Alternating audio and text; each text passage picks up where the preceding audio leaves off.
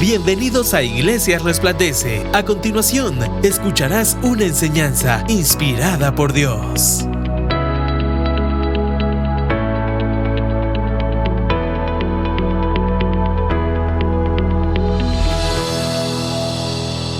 Tiempos han cambiado, y hablando de tiempos, precisamente así se llama la serie, ¿verdad? Los tiempos están cambiando y no estamos hablando estrictamente de tiempos proféticos, aunque obviamente sí encaja perfectamente en el tema, sino que estamos refiriéndonos en esta serie de tiempos a temporadas, estaciones de vida en la que todos de aquí estamos. En el mundo, normalmente una gran región, un gran grupo de personas están sometidas a un estado del tiempo, todos simultáneamente, ¿verdad? Hay invierno y eso afecta a miles y no millones de personas, verano y luego afecta a todo un país o toda una región de un país. Pero espiritualmente los tiempos de Dios funcionan de una manera distinta. Haga de caso que es como que cada persona está en una estación diferente. Aquí algunos están en verano, otros estamos en invierno, otros estamos tal vez en otoño, pero estamos tal vez geográficamente ubicados en el mismo lugar, pero estamos en distintos tiempos de Dios, ¿verdad? Y de eso se trata esta serie, entender que a la par de usted, a la par donde usted está sentado, usted podría estar acompañando a una persona que está en una temporada de vida muy diferente a la suya. Tal vez usted está en una temporada de quietud, de paz, de bonanza, y es mi deseo que así sea para todos. Pero lo cierto es que en esta vida hay aflicciones y podríamos estar sentados a la par de una persona que está pasando un tiempo difícil. Hay un libro en la Biblia que el Espíritu Santo dejó ahí para nosotros llamado el Eclesiastés. Eclesiastés en los primeros capítulos se dedica a darle a entender a su lector, a usted y a mí, de que hay distintas temporadas. Y el capítulo 3 precisamente comienza diciendo: hay tiempo para todo. O sea, para todo hay tiempo. No sé cuántos de ustedes conocen ese capítulo en su Biblia. Eso no es parte del programa, no está en mi bosquejo, pero si usted tiene su Biblia, y siempre es bueno traerla o descargarla en su celular para que la pueda tener.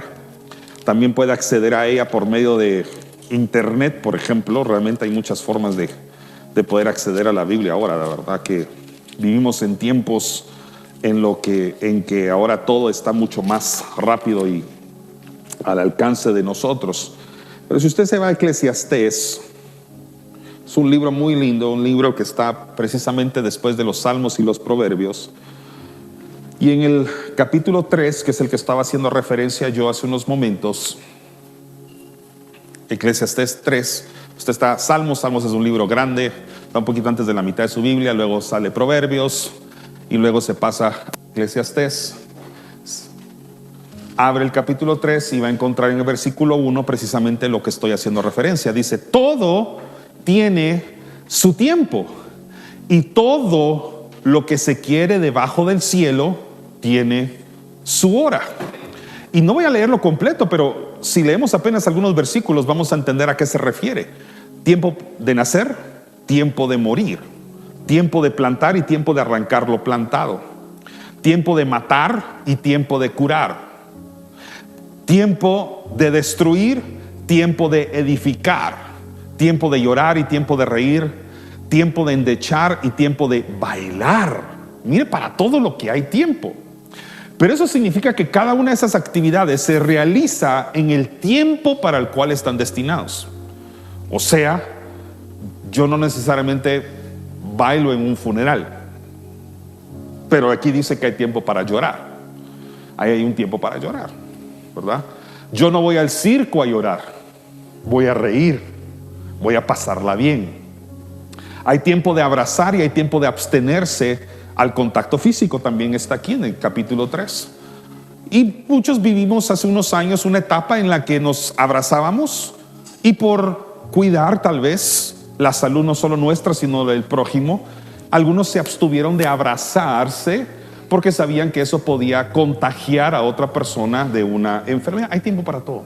Todo lo que está debajo del cielo, dice, tiene su hora.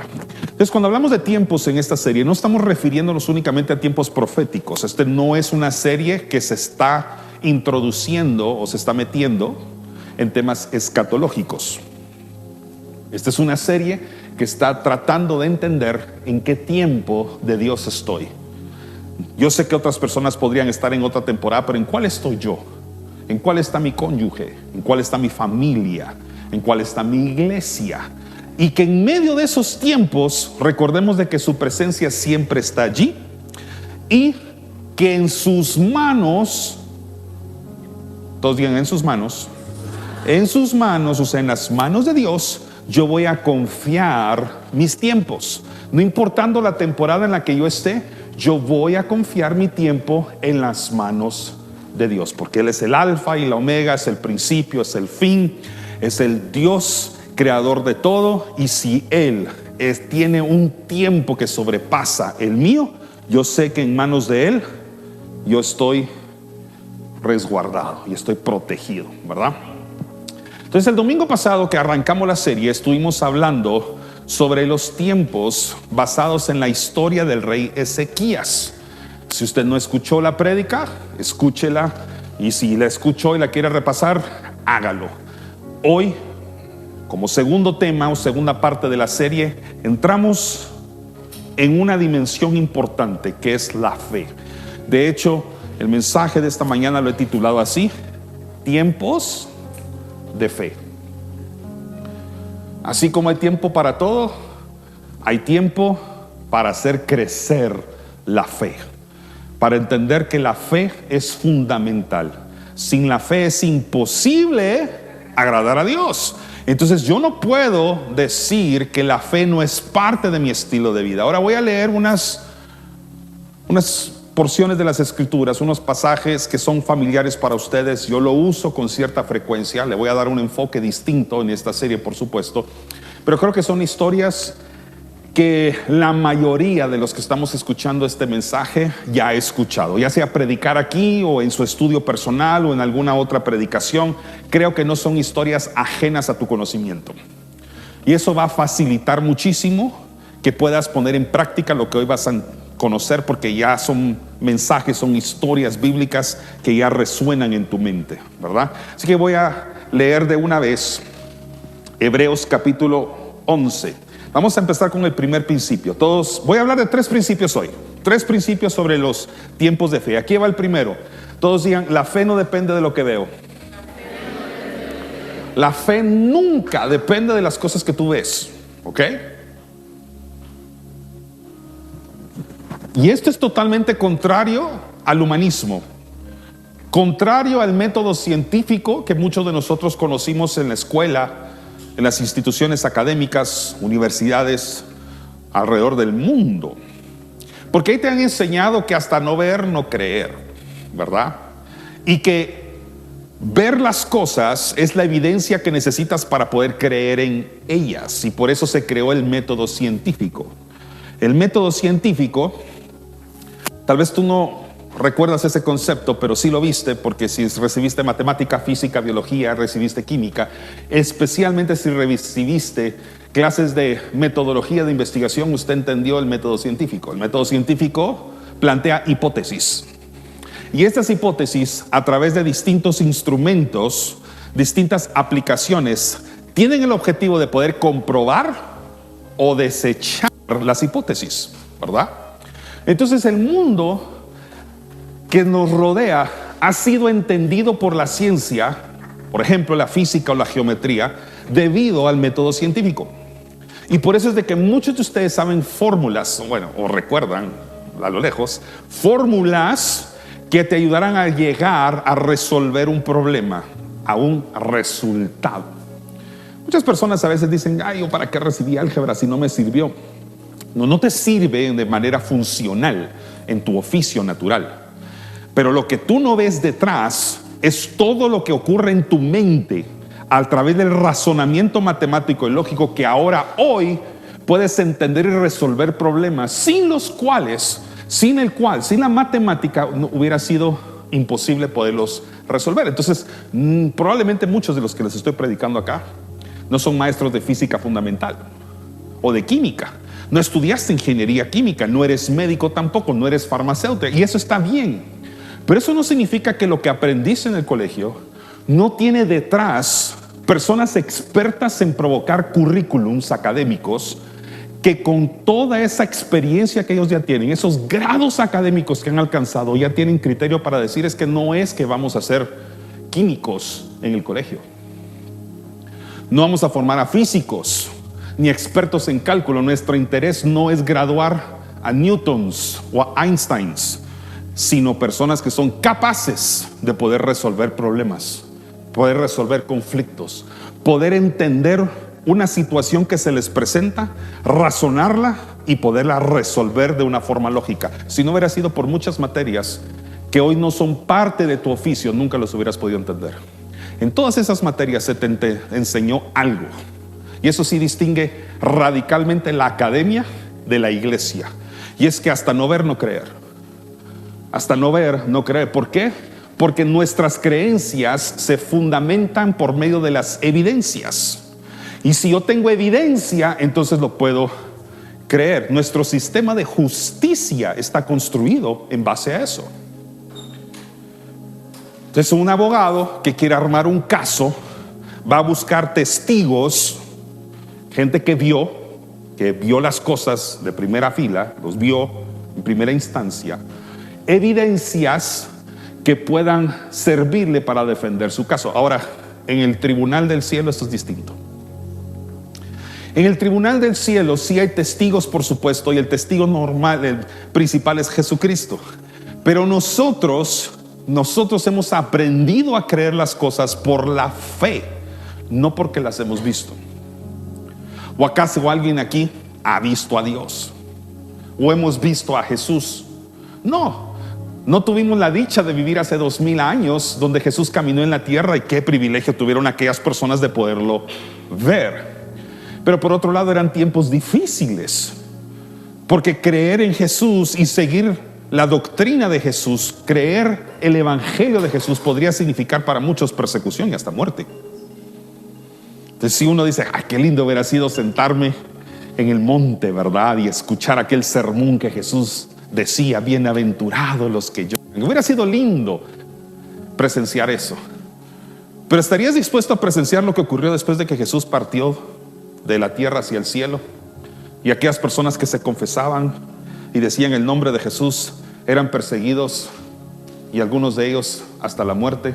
Por eso se esparció el evangelio por muchos lados, porque las personas empezaron a ser mártires debido a que creían en Jesús y lo decían públicamente. Uno de esos mártires fue Esteban, por ejemplo. Se atrevió a predicar de Jesús, y por predicar de Jesús eso le causó la muerte, provocó temor en las personas, y ¡pum!, se empezaron a regar por toda Asia. ¿Por qué? Por a causa de la muerte de una persona empezaron a huir, y entonces se empezaron a esconder en las casas y empezaron a compartir. ¿Y de quién hablaban? De Jesús. ¿Lo habían visto? No, solo empezaban a creer por fe, y hasta el día de hoy, 2000 años después, seguimos creyendo en el mensaje del evangelio. ¿Por qué? Porque hemos entendido Hebreos capítulo 11 versículo 1, que dice: es pues la fe la certeza de lo que se espera, la convicción de lo que no se ve. O sea que la fe es la llave que conecta el sueño de Dios con la realidad terrenal. O sea, la fe conecta los planes de Dios, lo que ocurre en un mundo celestial, con nuestra realidad terrenal. La fe es ese vínculo que se crea en algo que es eterno, algo que es invisible, impalpable a nuestros ojos, pero que en el espíritu creemos que existe, con la realidad terrenal. ¿Por qué? Porque lo cierto es que sí existimos en esta tierra, vivimos aquí, respiramos acá, pero nos conecta la fe con un mundo que está fuera de esta dimensión terrenal, que algún día, escuchen mis palabras, algún día nuestro espíritu va a entender que lo que nosotros creíamos que era más real era al revés, era más ficticio, era casi plástico. O sea, hasta el momento nuestra vida terrestre nos hace pensar a todos de que esto es lo real y allá está lo sobrenatural, extraño y abstracto. En la eternidad va a sentirse al revés. Vamos a decir: wow, Qué plástica fue la vida en la tierra comparado con lo que hay allá. La eternidad es mucho más real que esto. Esto solo es un simulacro de lo que va a haber en el cielo. Todo lo que usted mira acá es un simulacro de su eternidad. Entonces aquí el escritor le describe a los hebreos. ¿Por qué? Porque el pueblo hebreo le estaba costando entender quién era Jesús. Jesús ya no estaba entre nosotros en cuerpo, por supuesto. En espíritu sí, pero en cuerpo no. Ya había caído el Espíritu Santo ya había bautizado a los apóstoles, el Pentecostés ya estaba así a flor de piel, pero el pueblo hebreo tenía todavía problemas, los nuevos, los recién convertidos, en poder creer. ¿Por qué? Porque ellos querían ver imágenes, querían ver manifestaciones y no las miraban. Entonces aquí hay una exhortación y dice: la certeza de lo que se espera, la convicción de lo que no se ve. Todos digan: lo que se espera.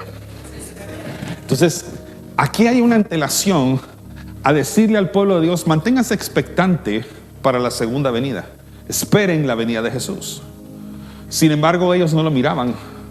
Como muchas veces usted ha recibido promesas que, si es honesto, dice: ¿cuánto tiempo ha pasado y todavía no veo que se manifieste la promesa? No se cumple aquello que yo he querido. Hay muchos de ustedes que han pasado años de rodillas orando por algo que todavía no ha acontecido. Yo quiero hacerte precisamente esta pregunta esta mañana. ¿Hay algo que estás esperando, pero que aún tus ojos físicamente no lo ven? Eso no significa que espiritualmente no se esté trabajando. Hay cosas en el espíritu que Dios está obrando que tus ojos no miran, no perciben, tus manos todavía no sostienen, pero eso no significa que en lo espiritual Dios no esté obrando ya. Entonces, hace unos domingos atrás yo pasé una pareja aquí al frente, yo los presenté, no sé cuántos de ustedes estuvieron al final de la serie pasada. Edwin, Velvet, contaron su historia acá de cómo llegaron, de pasar de un tiempo de búsqueda de poder procrear, tener sus hijos por medios naturales, hasta que Dios inquietó su corazón y entonces adoptaron a un hermoso niño que ahora tiene 3 años, y ese día lo presentaron, lo dedicaron acá. Me atrevo a contar la historia porque la hicieron público acá en la iglesia, por supuesto. Pero si ustedes pusieron atención al testimonio, ellos coincidían siempre en lo mismo.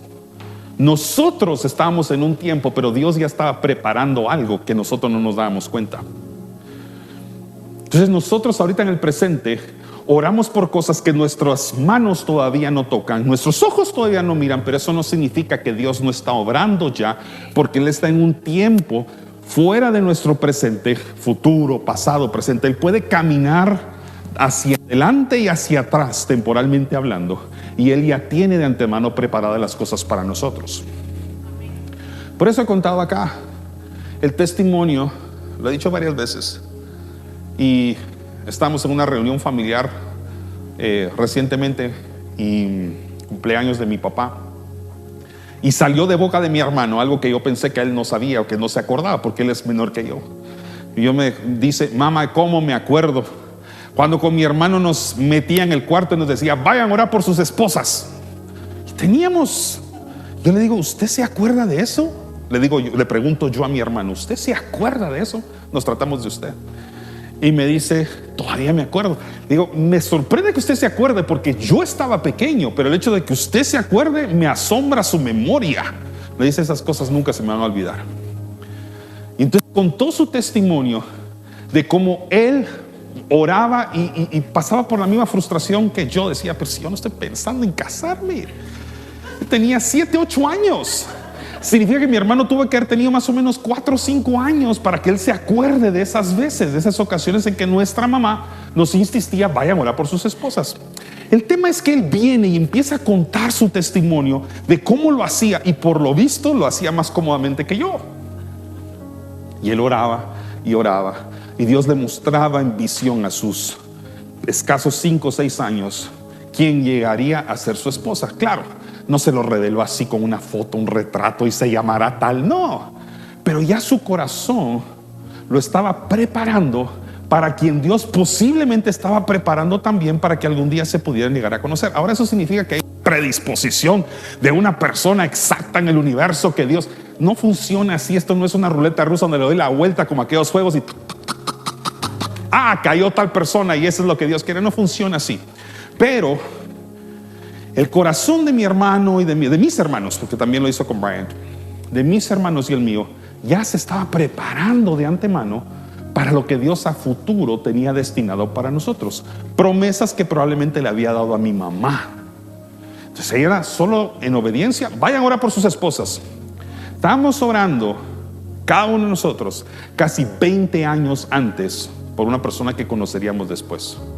Yo no me sentaba a orar o no me ponía de rodillas, un poquito entre molesto, ¿verdad? Porque le decía a mi mamá, ¿por qué estoy orando por una esposa? Pero lo hacía obedientemente, pero no lo hacía y no es que me ponía de rodillas a decirle, Señor, mándame una que se llame María Eugenia. Sí, no era así. Que digan Carretera El Salvador. No fue así. Mi oración era sencilla. Señor, solo te pido por ella y te pido por mi corazón. Obviamente mi mamá nos enseñó a cómo hacerlo. Oren por su corazón para que sean formados de tal manera que sean hombres, no patojos, no chavitos, que encuentran a una mujer y que no tienen destino, no tienen propósito, no saben qué hacer. Busquen a personas, mujeres, que sean temerosas de Dios. Entonces, hay algo que yo estuve esperando, pero no lo miraba hasta que se cumplió. Ahora, ese es mi caso personal, de muchos otros. Probablemente todos aquí tienen situaciones familiares con mi historia, muy sencillas. Cosas por las que has estado orando 5, 10, 15 años y todavía no lo ves. Pero eso no significa que Dios no esté en la eternidad obrando por ello. Yo quiero hablar sobre tiempos de fe en 3 aspectos importantes. El primero es que la fe no depende de lo que vemos. La fe no depende de lo que tus ojos miran. Depende de lo que Dios quiera hacer. Es su voluntad. ¿Estamos claros acá? Punto número 2. La fe nos saca de los límites. La fe te saca de los límites porque la fe no se rige por el tiempo humano. La fe no se sujeta al techo de tu casa, a las paredes de tu habitación. La fe va más allá de los límites humanos. Por eso es que también Dios ha sido misericordioso contigo y te ha dado cosas que sobrepasaron tus expectativas. Gracias a Dios, Dios superó mis expectativas con mi esposa. ¿Ya? Superó mis expectativas con mis hijos. Y como la historia que conté de una familia, créanme que cambió sus expectativas de cómo serían padres. Y Dios conocerá el futuro de esa familia. En las manos de Dios, ellos ya aprendieron a confiar sus tiempos. Entonces, hay historias en la Biblia, ahorita vamos a leer una de ellas. Escogí una a propósito que es familiar para todos, para que lo podamos entender bien, donde Dios lleva a una persona a entender la dimensión de sus promesas fuera de las limitaciones que los rodeaban. Vaya conmigo por favor a Génesis capítulo 15, versículo 1 al 6.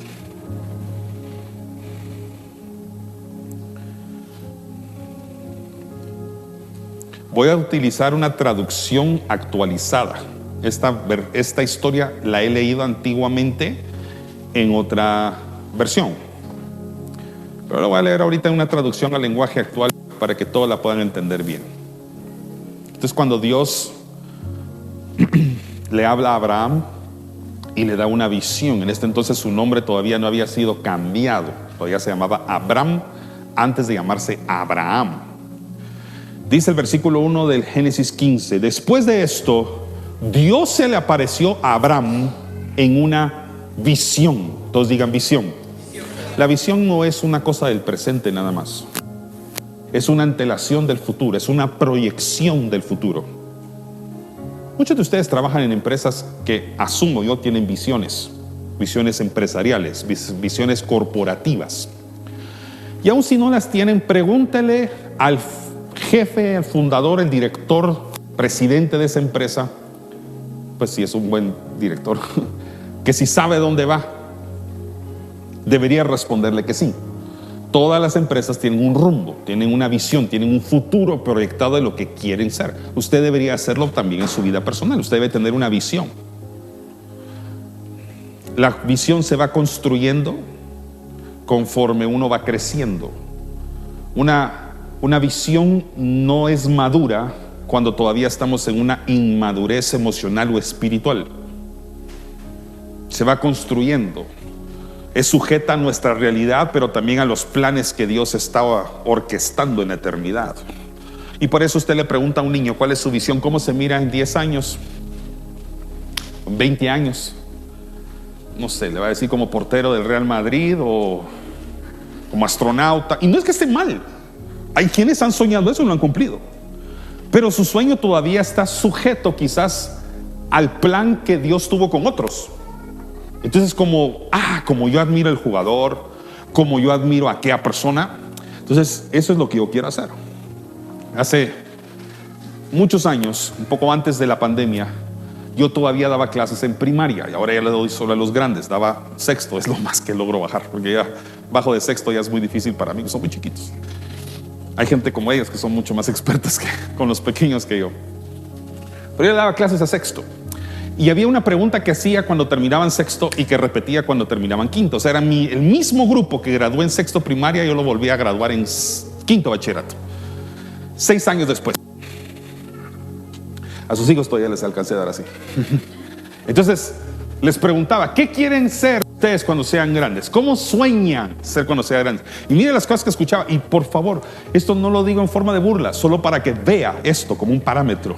Muchos de ellos me decían, quiero ser youtuber. No tengo nada en contra de eso. Hay quienes lo han logrado.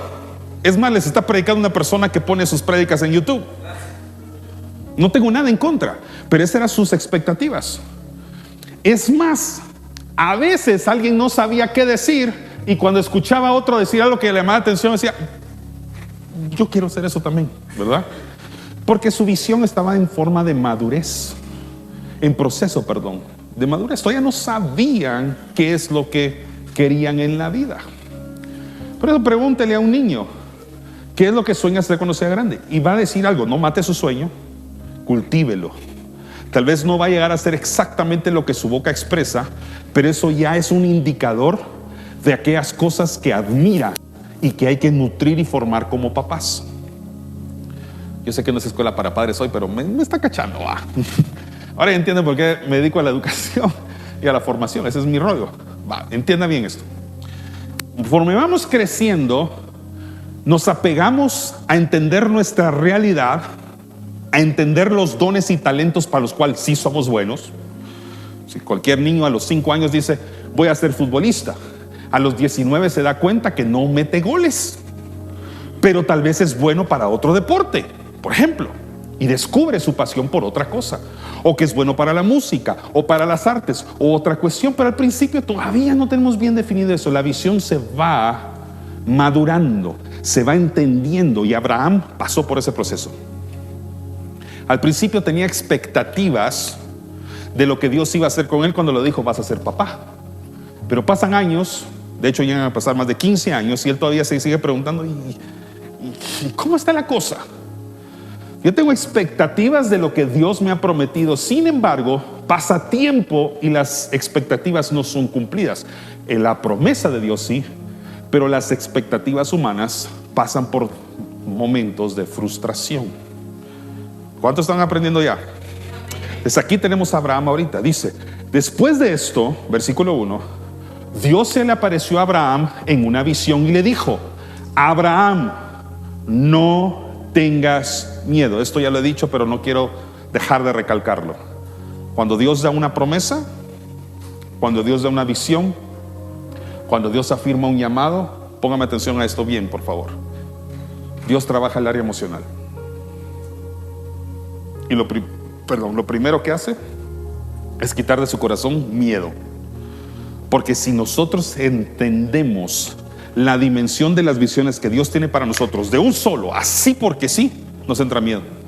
Por ejemplo, si a mí Dios me hubiera revelado su plan completo de lo que estoy haciendo yo hoy, cuando yo tenía 16, 17 años, me hubiera entrado miedo. Yo no estoy capacitado para eso. La primera vez que puse pie en un salón de clases fue la última semana de mayo de 1999. Yo entré con miedo. No le tenía miedo a los niños, le tenía miedo a mí, la ejecución correcta de lo que yo tenía que hacer. Cero experiencia, 18 años de edad, métase a dar clases ahí. ¿Y saben por qué? Porque hablaba inglés. ¿Qué credibilidad la que tuvo la gente que me contrató? Yo no tenía docencia, no tenía pedagogía, nada. Tenía solamente un lenguaje que necesitaban que ellos enseñaran. Gracias a Dios descubrí que esa área sí era para mí, pero yo entré con miedo. Es una de las primeras cosas que Dios usó a mi mamá, que ya tenía mucha experiencia en educación, para trabajar en mí, fue la administración de mis temores. Y me dio recursos, me dio consejos, me mentoreó en mis primeros años para que yo no entrara en miedo en la ejecución de mi trabajo. Muchos de ustedes han sido contratados a empresas nuevas cuyas funciones no estás 100% acostumbrado a desarrollar, y muchas veces entramos así, con cierto miedo. Si eso sucede en lo terrenal, imagínate que el Dios creador de los cielos, Elohim, Yahweh, se presenta en una visión a ti y te dice que serás padre de muchas generaciones y por ti serán bendecidas las naciones de la tierra. ¿No cree usted que el miedo es algo que hay que tratar? Los pastores en aquella noche, nace el Salvador del mundo y le anuncian los ángeles a los pastores, y tienen que anunciarles, tienen que administrar en ellos la parte emocional primero. Se presenta un ángel en aquella mañana. Aquellas mujeres que iban a cubrir al cuerpo de Jesús que estaba sepultado en una tumba, y se les presenta un ángel, lo primero que dice: no tengas miedo. Se le presenta a María para decirle de que va a ser la madre de Jesús aquí en la tierra. Le dice: no tengas miedo. ¿Por qué? Porque el área emocional sí es importante tratarla. Sin inteligencia emocional nunca vamos a poder administrar correctamente nuestras visiones y los llamados de Dios para nuestras vidas. Entonces dice: no tengas miedo, como decir, cuidado con lo que viene. Yo soy quien te protege. Qué lindo, ¿no? ¿No debería ser ese el lenguaje de nosotros como papás y mamás? Decirle a nuestros hijos: no tengas miedo, yo te voy a cuidar. Mía era una persona, voy a hablar de ella porque no está aquí cuando sale bola. Voy a aprovechar que no está. Mía era una persona que ha tenido que aprender a afrontar sus miedos y sus temores conforme va creciendo. Manejaba mucha ansiedad de chiquita. Todavía lo hace, pero lo ha administrado mejor. Hay momentos que para dar un discurso tenía que sujetar la mano de alguien. I think she did that to you once. Yeah. Porque si no sujetaba la mano de alguien, no se atrevía a hablar. Ella entraba con pánico al colegio, a tal punto que hubo días en los que yo tenía que guardarla o resguardarla en el carro y no se podía bajar de ahí o de mi oficina por la ansiedad y el estrés que tenía. Ahora, yo le decía: no tengas miedo, I'm here for you. Y hasta la fecha, ella no puede responder acá para ser testigo de lo que voy a decir, pero siempre le pregunto esto cuando ella entra en una escena de terror: who protects you? You, me dice. Tú me proteges. I'm going to take care of you. Yo te voy a cuidar. Pero eso no significa que no te voy a soltar. Te voy a estar viendo. I'm going to be watching you. Pero sí te voy a ir soltando poco a poco. Es por eso es que así actuamos como papás, porque así es como Dios trabaja con nosotros. Nos tiene que ir soltando. Tiene que ir administrando nuestros temores. Y a veces nos dice: camina, yo estaré contigo. Y se lo tuvo que decir a Moisés porque Moisés tenía miedo. Usted sabe lo que significa ir al faraón, o con el faraón, a Egipto, el lugar del cual usted salió huyendo. Casi 40 años después, regresar con una vara humilde de pastor y decirle al rey, o sea, al faraón, el rey de Egipto, la civilización más grande y temida de la tierra en esa época, que le den una audiencia. Era regresar humildemente y decirle: suelta mi pueblo. ¿Usted se imagina el temor con el que regresó Moisés a ese lugar? Si usted ni siquiera quiere regresar de los lugares donde Dios lo sacó porque tiene miedo de ver esos lugares, tiene algo que se mueve en su interior, solo el regresar a ese lugar donde usted tuvo una experiencia desagradable. Para muchos es la casa donde crecimos, el trabajo donde nos despidieron o donde nos pasó algo malo, y solo pasar por ahí, se nos revuelve el estómago. Imagínese Moisés regresando ahí, pero Dios le tuvo que dar esta promesa: yo estaré contigo. Ahora, eso no significa que todo el tiempo Dios con pies caminaba a la par de él, pero sí habían manifestaciones, señales que Dios cumplía para fortalecer su fe y su confianza de que Dios estaba con él. Entonces usted lee la historia de Moisés y esa valentía iba creciendo y creciendo en la manera que su fe se iba aumentando y aumentando. Tiempos de fe. ¿Cuántos digan conmigo tiempos de fe? Significa que vienen tiempos en los que tienes que fortalecer tu fe y que hay cosas que van a suceder a tu alrededor y que vas a decir: ¿cómo es que Dios está permitiendo que esto pase? Es porque está preparando tu fe, sin la cual no podrás agradar a Dios.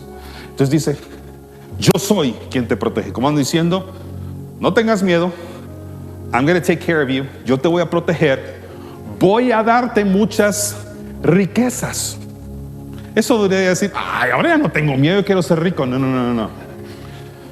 Pregúntele a cualquier rico o millonario, entrevístelo si es necesario, si así como tuvo miedo de no tener nada, también tiene miedo de perder todo lo que administra. Por supuesto que sí. Y se llenan de abogados, consejeros, junta directiva, un gran departamento de contabilidad, auditorías y demás, outsourcing. ¿Por qué? Porque tiene tanta riqueza que tiene miedo que se la quiten, que la puedan perder. Si usted cree que solo los que tienen escasos recursos tienen pérdidas, le hace falta leer muchas biografías de personas multimillonarias que han estado en el top 10 de más riquezas en el mundo y apenas en instantes y en momentos quiebran y lo pierden todo. Entonces: voy a darte muchas riquezas. Abraham le contestó: Dios, rey mío, ¿para qué me vas a dar riquezas si no tengo hijos? Qué visión la de este hombre. Cuando me muera, ese extranjero que tengo por esclavo va a quedarse con todo lo que es mío. Pero Dios le aseguró: tu heredero será un hijo tuyo y no un esclavo. Luego lo llevó fuera y le dijo: mira el cielo y sus muchas estrellas. Todos digan: lo llevó fuera. Entonces el punto número 2 que estoy ilustrando hoy es que la fe nos saca de los límites. Le dijo: es como que Dios pensara así. Él es omnisciente y Él no piensa de la forma que lo voy a ilustrar, pero solo es metafóricamente. Como que Él dijera: ¿cómo hago? Repito, Él no habla así, porque el decirse a sí mismo ¿cómo hago? Es como decir que Él no es omnisciente, ¿verdad? Y Él lo sabe todo, pero eso es una manera de ilustrarlo. ¿Cómo hago para que Abraham entienda la dimensión de mi promesa? Si lo que tiene arriba es una tela, una tienda de campaña, un techo que cubre su cabeza. No. Tengo que hacer algo para que él pueda entender la dimensión de mi promesa. ¿Y por qué le estoy diciendo que no tenga miedo? ¿Y por qué le estoy diciendo que voy a estar con él? Entonces, ¿sabes qué? Sal fuera de donde estás. Y viene Abraham, sale del lugar donde está y le dice Dios: mira al cielo y sus muchas estrellas, ¿verdad que no puedes contarlas? Entonces ya se me imagina Abraham ahí: 1, 2, 3. Por supuesto que no puede contarlas. Pues tampoco será posible contar a tus descendientes. Ahora, ¿quiere ver? ¿Usted cree que Dios es el creador de todo? ¿Sí?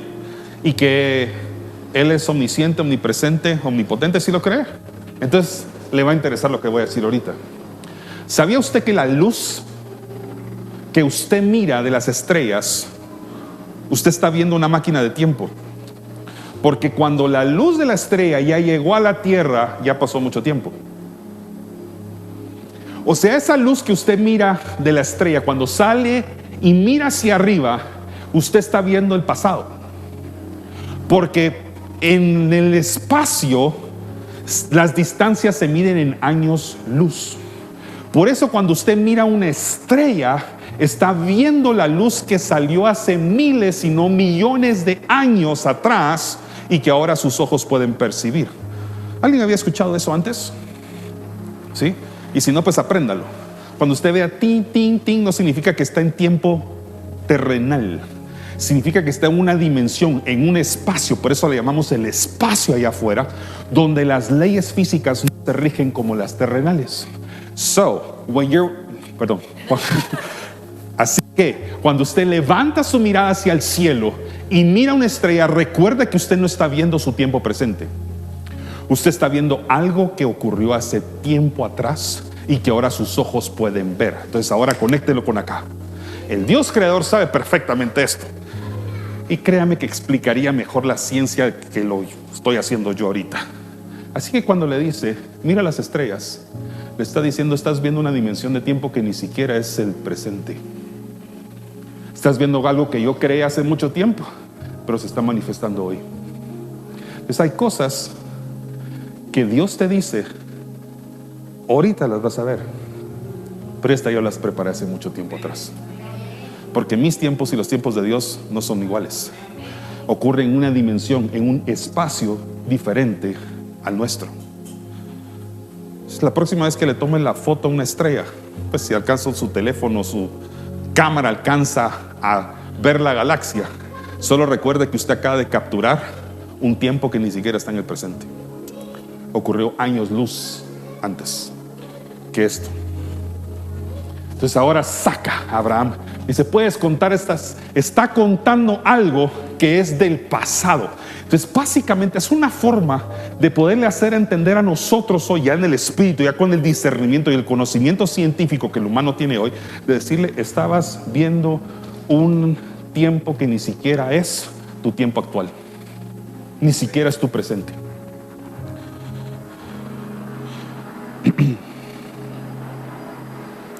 Versículo 6, Abraham confió en la promesa de Dios y por eso Dios lo aceptó. Todos digan, Dios lo aceptó. ¿Cómo Dios me acepta? En la manera en que yo creo en lo que Él me dice. Por lo tanto, hágalo al revés. ¿Por qué Dios me puede rechazar si yo no creo en lo que me ha dicho?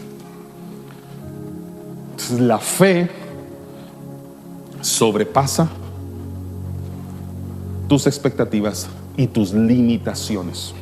Entonces tú ves tu limitación actual. Yo, ser papá. Pero ¿cómo voy a ser papá si no podemos tener hijos? Estás viendo tu dimensión. Aprende a ver las estrellas. Es una dimensión diferente que no se sujeta a tu terrenalidad ni a tu tiempo presente. Yo te voy a dar casa, te voy a dar tierra, pero si mi cuenta de ahorro está vacía, si yo no tengo dinero, no me alcanza para eso. Estás viendo tu presente. Alza tus ojos, mira hacia el cielo, porque ahí Dios te podría demostrar que su tiempo y el tuyo son diferentes. Te voy a proveer un vehículo. Yo no veo las circunstancias actuales, estás viendo tu tiempo. Sal de la tienda y mira hacia arriba. Y esas son cosas físicas y materiales. ¿Por qué no nos vamos a las más importantes? Dios te va a dar prosperidad espiritual. Dios te va a llamar.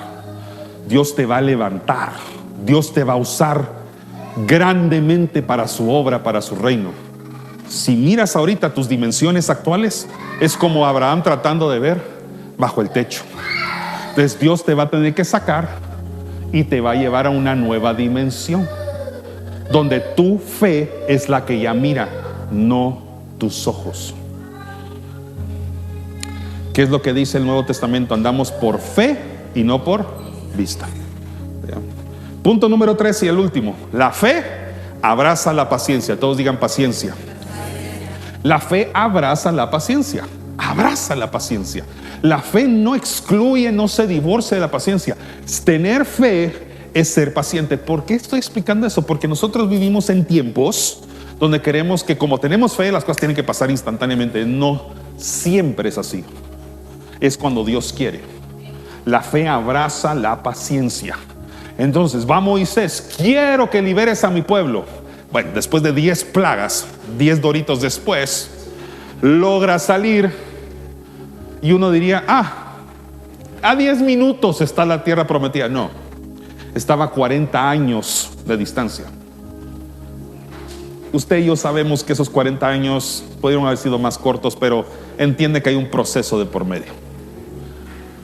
No fue a la vuelta de la esquina, salgan, ahí está la tierra prometida. Y es más, llegan a la tierra prometida y está inundada de gigantes. Ciudades que tenían que derrotar como Jericó. O sea, no era así como que ya están las casas construidas, todo lindo, paisaje. No era un Airbnb pues que ya estaba listo para que usted se metiera ahí. Había que preparar esa tierra. La única vez, escúcheme bien, que la tierra ya estaba lista y preparada para nosotros, sin que el hombre tuviera que hacer nada, lo echamos a perder. Era el Edén. Era nuestra oportunidad de poder tener todo listo. Un Airbnb precioso, un resort. Usted solo se imagina cómo era el Edén, lo hermoso que debe haber sido.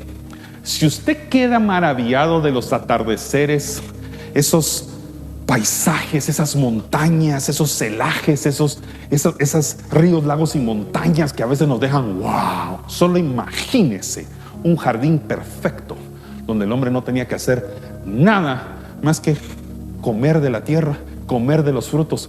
Sí, tenía que hacer algo, ponerle nombre a todas las especies de los animales. Pero entró el pecado en nosotros, y por medio del pecado fuimos excluidos de esa perfección, y ahora tenemos que trabajar, esforzarnos hasta llegar a una segunda oportunidad. Todos digan segunda oportunidad. ¿Por qué? Porque hay otro lugar nuevo, el cielo. En el cielo el que está construyendo la casa para todos es el Padre. Usted no va a llegar al cielo a trabajar. Esa es la segunda, es el plan de redención, es la misericordia de Dios que dice, van a una morada donde ya no habrá dolor, no habrá sufrimiento, no habrá enfermedad. Ahí ya todo está construido. Solo tienes que cohabitar con Dios y con Jesucristo y el Espíritu Santo. Qué lindo, ¿no? Entonces todos digan, la fe abraza la paciencia. Marcos capítulo 8 versículo 22. Cuando llegaron al pueblo de Betsaida, está Jesús, ¿verdad? Unas personas guiaron a un ciego hasta Jesús y le pidieron que lo tocara. Jesús tomó al ciego de la mano y ¿qué dice ahí? ¿Lo llevó a dónde? ¿A dónde? Afuera. O sea, el milagro no lo hizo adentro del pueblo, lo hizo afuera. Ahora, ¿dónde fue que ocurrió esta historia? Lo acabo de leer, es para ver quién está poniendo atención. Betsaida fue una de las ciudades, uno de los lugares que Jesús visitaba, donde la gente no creía. Entonces le dijo, yo no te puedo sanar en un escenario donde toda la gente no cree en mí, donde hay todo lo contrario a la fe, donde hay incredulidad, donde hay duda. Yo no puedo esto. Ahora, por cuestiones de tiempo, déjenme resumirle la historia. Lo saca afuera, lo sana, y el milagro no ocurre instantáneamente. Frota sus ojos para que recobre la vista. Estoy contando rápido porque esta historia ya la he narrado aquí. Y le dice, ¿ves algo? Todo como borroso, no veo bien. Jesús así como diciendo, tenía que ser de Betsaida. Vaya a lavarse otra vez los ojos. Y va otra vez. Recurre. Y ahora sí puedo ver. Con esto lo que quiero decir es que hay cosas que Dios está obrando que no siempre ocurren instantáneamente. El milagro, siendo Jesús, no ocurrió a la primera, sino a la segunda oportunidad. La razón por la que enseño esto es porque hay dos tipos de promesas cumplidas, y son las instantáneas y las progresivas. O sea, hay cosas que Dios va a hacer instantáneamente. Y te voy a dar un ejemplo. La mujer con flujo de sangre. tocó el borde de su manto y al instante paró el flujo de sangre. Pero este hombre no recobró la vista a la primera. El pueblo de Dios no llegó a la tierra prometida en el primer día. Pasaron años. Pues hay milagros que ocurren instantáneamente. Hay promesas de Dios que se cumplen hoy, ahorita. Pero hay otras que Dios dice: abraza la paciencia, espera pacientemente, ya viene tu tiempo. Solo obedece, sujétate y permanece fiel a mí. Ahora, la historia termina de una forma más impresionante. Después de que lo saca afuera y recibe su milagro, ¿sabe qué instrucción le da al final? Si quiere, léalo en su casa, pero ¿sabe qué le dice al final? No regreses a Betsaida. No vuelvas a Betsaida. Mire lo que dice ahí: no regreses al pueblo, no regreses al lugar donde aprendiste a no tener fe. Eso significa que hay lugares de los cuales Dios te saca donde no tienes por qué regresar. Ahora, no estoy hablando de lugares físicos, estoy hablando de temporadas, tiempos, escenarios de los cuales Dios te dijo: ya tuve redención, ya cumplí el plan de redención, ya tuve misericordia de ti, ya te saqué de ahí. Ahora solo te pido que no regreses a los lugares donde yo te saqué. Eso puede haber sido pecado, puede haber sido falta de fe. No regreses a las áreas donde puede contaminarse. Eso significa que la fe puede retroceder. La duda puede regresar, y todos hemos estado ahí.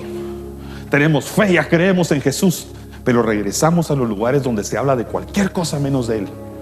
Entonces, ¿por qué cree que la gente, cuando se sale de la iglesia, del cuerpo de Cristo, disminuye su fe?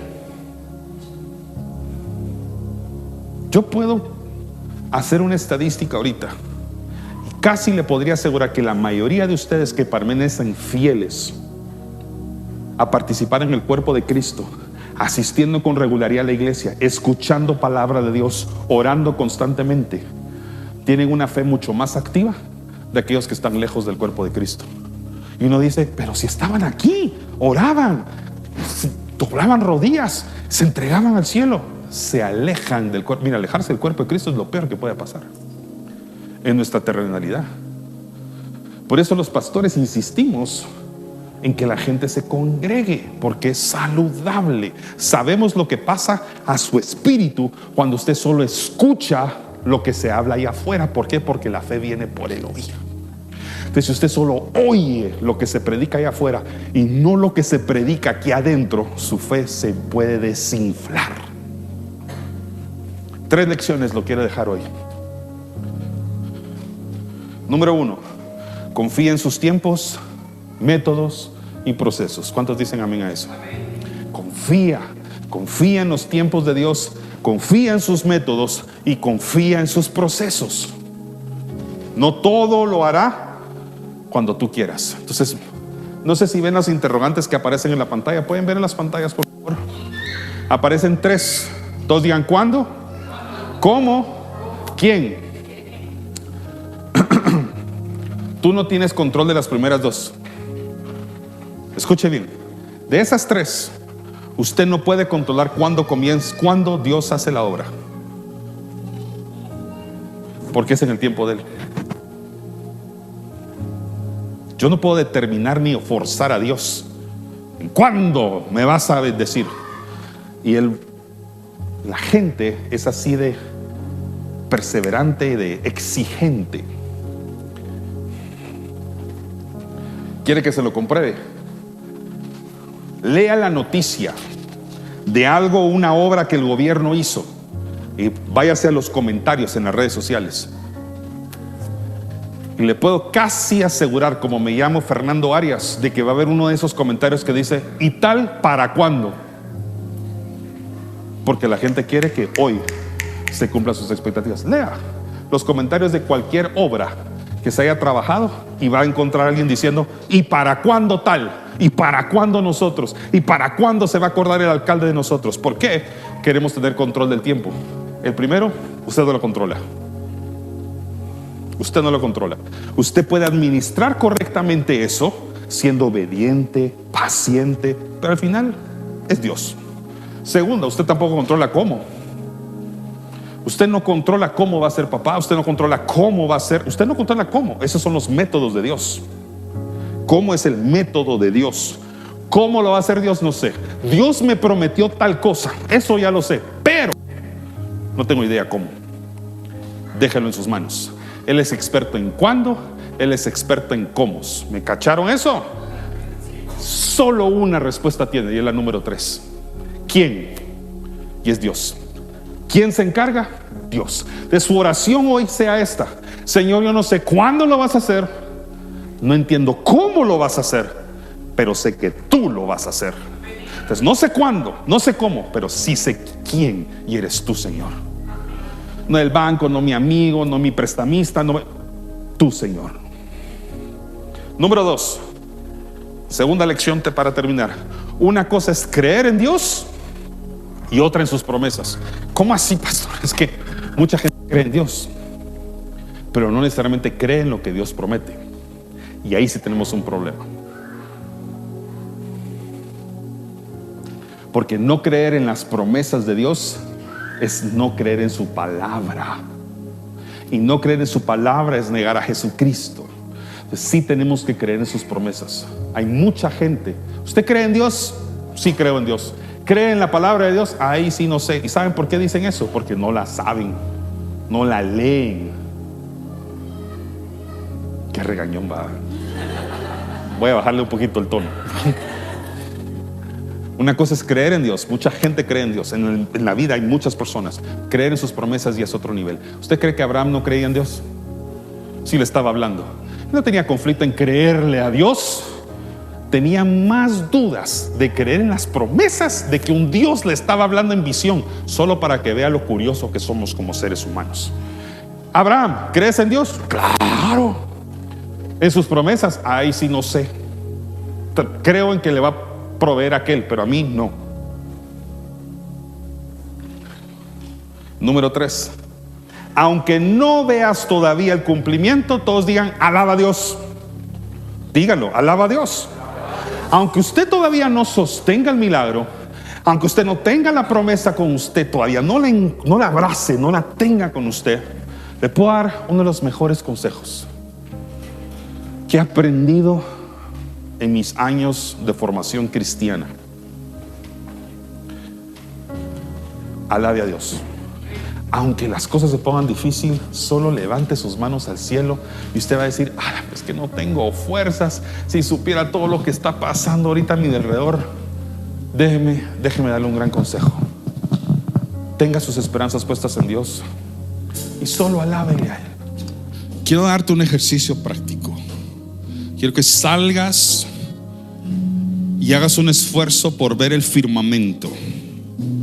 Sale en la noche y mira y contempla las estrellas. Y al verlas allá en el espacio, recuerdas que estás viendo un tiempo que es atemporal a tu terrenalidad. Eso significa que Dios, el que vive y mora en la eternidad, fuera de las dimensiones terrenales, ya tiene en sus manos tus tiempos. La estación que tú estás viviendo, a los ojos de Dios ya pasó. Tú ahorita estás en un invierno, está una tormenta encima de tu cabeza, hay un tornado que está soplando y como que estuviera devastando todo. Hay un tiempo de paz en el que Dios ya está. Dios ya está del otro lado. Dios ya está en el otro lado del lago. Está del otro lado de tu miedo, de tu terror, de la mala noticia. Él ya está en el tiempo de paz. Y por eso es tu pastor. Nada te faltará. Y aunque andes en valles de sombra y de muerte, no temas mal alguno, porque Él está contigo. En el nombre de Jesús. Padre, quiero orar por todas las personas que están aquí o aquellas que estén escuchando, para decirte, Señor, en el nombre de Jesús, que hoy hemos decidido confiar en tus tiempos y no en los nuestros. Que a pesar de que las circunstancias no están como nosotros quisiéramos, y eso ha sembrado duda en nuestro corazón, en nuestra mente y hasta temores, Señor, Hoy, Padre Santo, descansamos en que tú estás en otra temporada, preparando una morada de paz para nosotros. Gracias, Señor Jesús. Y te pido, Señor, que puedas cumplir cada una de las promesas que has dado a tus hijos esta mañana aquí en tu casa, indistintamente en cómo se van a manifestar. En el nombre de Jesús, en tu tiempo, no en el nuestro, serán cumplidas. En Cristo Jesús. Amén. Gracias por haber escuchado esta enseñanza de Iglesia Resplandece. Si este mensaje fue de bendición, compártelo con tus amigos y síguenos en nuestras redes sociales como Iglesia Resplandece.